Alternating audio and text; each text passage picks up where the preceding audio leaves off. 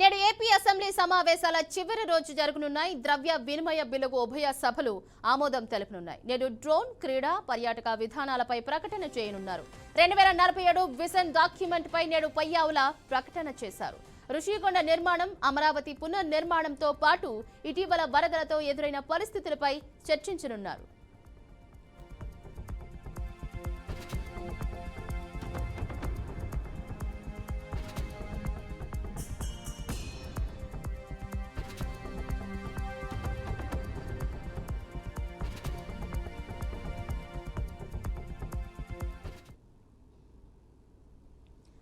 నేడు AP assembly సమావేశాల చివరి రోజు ద్రవ్య వినిమయ బిల్లుకు ఉభయ సభలు ఆమోదం తెలుపనున్నాయి.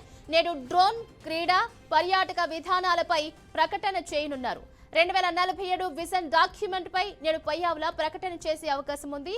ఋషికొండ నిర్మాణం, అమరావతి పునర్నిర్మాణంతో పాటు ఇటీవల వరదలతో ఎదురైన పరిస్థితులపై చర్చించనున్నారు.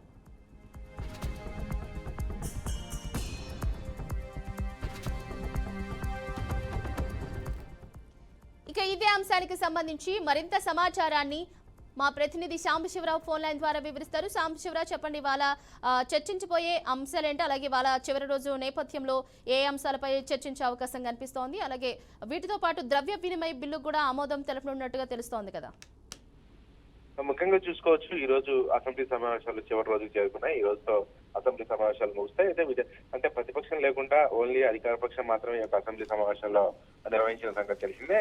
ఇప్పుడు ప్రస్తుతం జగన్మోహన్ రెడ్డి అసెంబ్లీకి రానని చెప్పడం, ప్రతిపక్ష హోదా వస్తానని చెప్పడం కూడా తెలిసిన అంశాలు. అయితే కీలకంగా ఈ 11 రోజుల పాటు అసెంబ్లీ సమావేశాలు చాలా కీలక నిర్ణయాలు తీసుకున్నారని చెప్పుకోవాలి. ఎందుకంటే ప్రధానంగా కూడా బడ్జెట్ సమావేశాలు ఈ 11 రోజుల పాటు సుమారుగా బడ్జెట్ సమావేశాలు నిర్వహించడం జరిగింది. అయితే ఇప్పుడు ప్రస్తుతం ఉన్నటువంటి పరిస్థితుల్లో రాజధాని డెవలప్మెంట్ కీలకంగా ఈ యొక్క సమావేశంలో కీలకం కానుంది. ఎందుకంటే ఈ డిసెంబర్ నెల నుంచి కూడా పూర్తి స్థాయిలో రాజధాని పనులు నిర్మిస్తున్నటువంటి నేపథ్యంలో ప్రస్తుతం అక్కడ ఉన్నటువంటి బడ్జెట్ కేటాయింపులు కానీ కేంద్రం ఇప్పటికే ప్రపంచ బ్యాంకు నుంచి నిధులు సమకూరుస్తున్నటువంటి నేపథ్యంలో అక్కడ ఏ విధంగా ముందుకు తీసుకెళ్లాలి, అక్కడ ఉన్నటువంటి పరిశ్రమలను తీసుకొచ్చే విధానం కావచ్చు పూర్తి స్థాయిలో అసెంబ్లీలో అయితే చర్చించే అవకాశం కనబడుతోంది. దానికి తోడుగా పోలవరం ప్రాజెక్టు గురించి కూడా గత 2 రోజుల క్రితం సీఎం చంద్రబాబు ప్రస్తావించినటువంటి అంశం తెలిసిందే. పోలవరాన్ని 2027 వరకు కూడా ప్రజల ముందుకు తీసుకొస్తామని చెప్పేసి కూడా చెప్పడం జరిగింది. ఈ నేపథ్యంలో పోలవరానికి సంబంధించినటువంటి బడ్జెట్ అంటే ఇంకొక 1200 కోట్లు సుమారుగా ఖర్చు అవుతుందని చెప్పి కూడా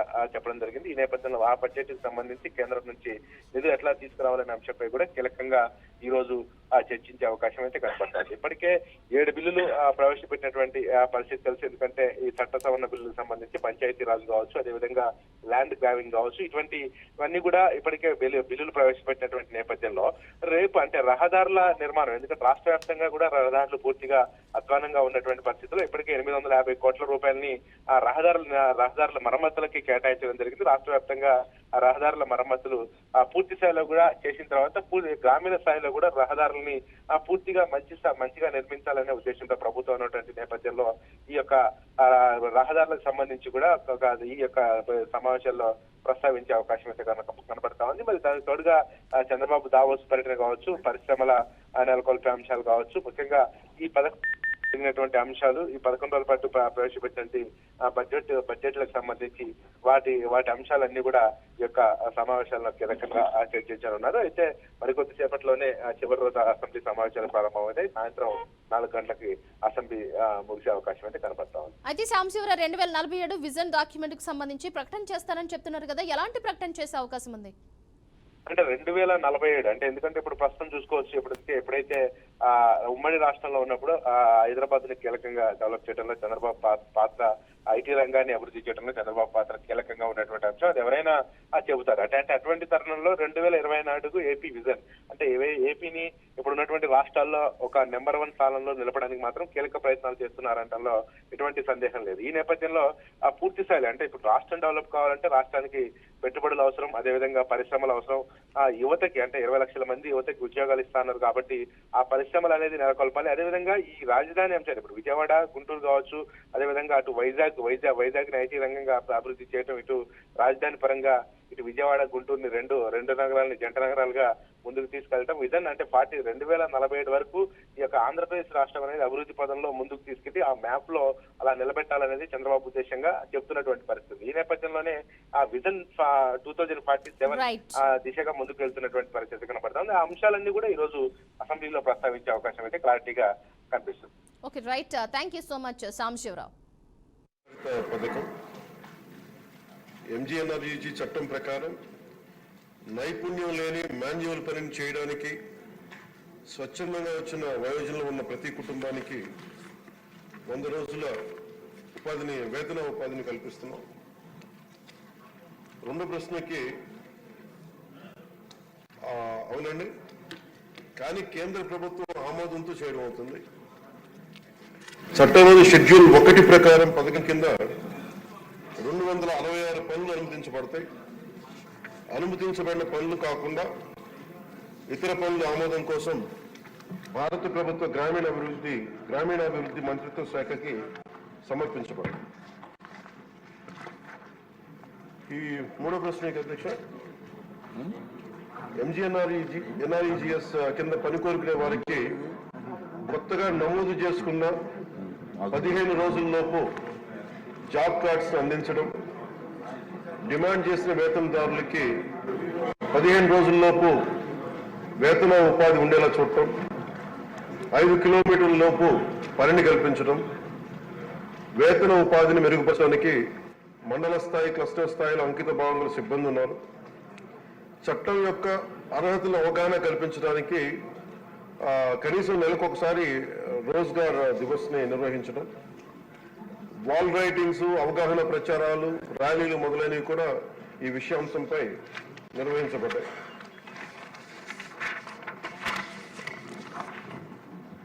ఆనందరావు గారు. అధ్యక్ష, నమస్కారాలు అధ్యక్ష. ఈ యొక్క ఎంజీఎన్ఆర్జీఎస్ యొక్క సంబంధించి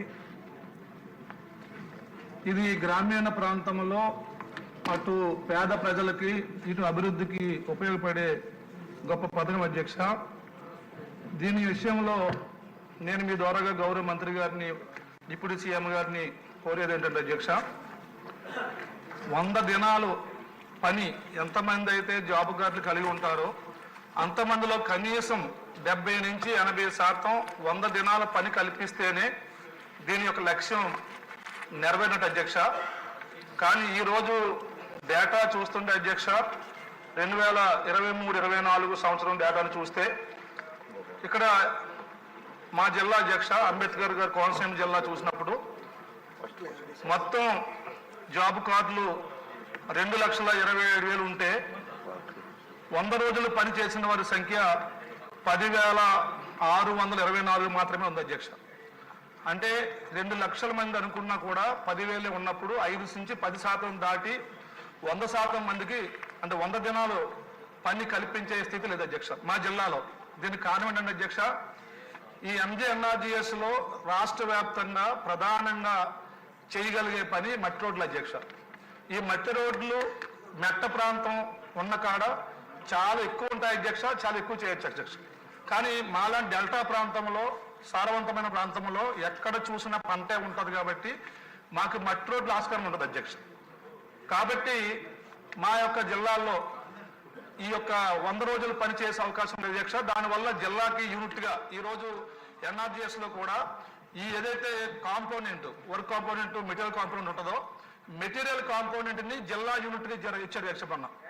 ఈ రోడ్లన్నీ కూడా ఈ జిల్లా యూనిట్ కి ఇవ్వడం వల్ల మా జిల్లా రాష్ట్రం మొత్తానికి తక్కువ, ఒక్కొక్క అంబేద్కర్ కోనసీమ జిల్లా ఒక్కొక్క నియోజకవర్గానికి 5 కోట్లు 6 కోట్లు సీసీ రోడ్లు తప్ప అంతకు మించి రాలేదు అధ్యక్ష. కానీ అదే మా పక్కన ఇంకొక జిల్లా మెట్ట ప్రాంతం చూస్తే 20 కోట్లు కూడా ఒక నియోజకవర్గానికి వచ్చింది అధ్యక్ష. దీనికి సంబంధించి రోజు అంటే చాలా ఇంపార్టెంట్ అధ్యక్ష ఈ ప్రశ్న. మొత్తం రాష్ట్ర వ్యాప్తంగా ఉన్న ఎస్సీ ఎస్టీ బీసీ పేదలందరికీ వర్తిస్తుంది అధ్యక్ష, రాపర్ కాదు అధ్యక్ష. అందుకని ఇప్పుడు మీ ద్వారాగా డిప్యూటీ సీఎం గారిని కోరేది అధ్యక్ష, వైసీపీ ప్రభుత్వంలో, జగన్మోహన్ రెడ్డి ప్రభుత్వంలో ఈ ఎన్ఆర్జీఎస్ ను మొత్తం సర్వనాశనం చేసి వెబ్సైట్లను కూడా క్లోజ్ చేయించారు అధ్యక్షాలు. కాబట్టి ఇప్పుడు మన పవన్ కళ్యాణ్ గారు దీన్ని తీసుకుని మళ్ళీ అన్ని ఓపెన్ చేయించి స్వయంగా ఆయనే చొరవ తీసుకుని ఇప్పుడు మా జిల్లాల్లో ఈ చేపల చెరువులు ఉన్నాయి అధ్యక్ష. ఇవి చిన్న సన్నకారు రైతులు కూడా తవ్వుకోటకు ఇస్తే బాగుంటుంది అధ్యక్ష. ఎందుకంటే ఇప్పుడు కేవలం ప్రభుత్వ స్థలాల్లో మాత్రమే తవ్వుకోటకు ఉంది అధ్యక్ష. అలాగే హార్టికల్చర్లో కూడా మా జిల్లాల్లో అరటి కానీ అధ్యక్ష, అరటి కొబ్బరికి ఉంది అధ్యక్ష, అరటికి మన అధ్యక్ష. అరటికి ఇస్తే, కోకోకి ఇస్తే, అలాగే ఒక్కకి ఇస్తే ఈ యొక్క పండినాలు పెరిగే అవకాశం ఉంది అధ్యక్ష. అలాగే అన్నిటికంటే ముఖ్యమంత్రి అధ్యక్ష, మా ప్రాంతంలో గుర్రపడెక్క ఉంటుంది కాలువలు అధ్యక్ష. ఈ గుర్రపడెక్క ఎందుకంటే ఈ ఇరిగేషన్ డిపార్ట్మెంట్లో కూడా దీనికి సరిపడా నిధులు లేకపోవడం వల్ల చేయలేకపోతున్నారు అధ్యక్ష. కాబట్టి అన్ని కాలువల్లో, అన్ని డ్రైనేజీల్లో గుర్రపడెక్క తీసుకునే అవకాశాన్ని కనుక ఈ యొక్క ద్వారా ఇస్తే మా పనులు పెరుగుతాయి అధ్యక్ష. ఆ కరువుగా ఎన్ఆర్జీఎస్లో వేసే మట్టి రోడ్లు అధ్యక్ష, ఎన్ఆర్జీఎస్లో వేసే మట్టి రోడ్లు కూడా ఏదైతే వేస్తున్నామో దానికి గ్రావెల్ పెట్టుకునే అవకాశం కూడా ఈ పథకంలో వర్తింపజేస్తే మరి ఫలితాలు 80% తీసుకెళ్ళడానికి. అలాగే ఆఖరి మాట అధ్యక్ష, మీ ద్వారా గౌరవ మంత్రి గారిని కోరేది ఈ యొక్క పనుల విషయంలో రాష్ట్రం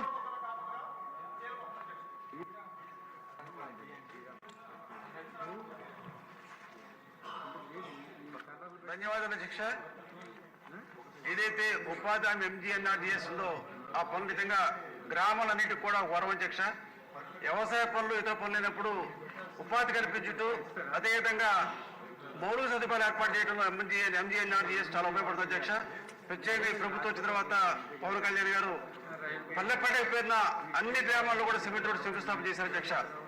ఇదే కొనసాగిస్తూ రాబోయే రోజుల్లో పెద్ద ఎత్తున ప్రతి గ్రామంలో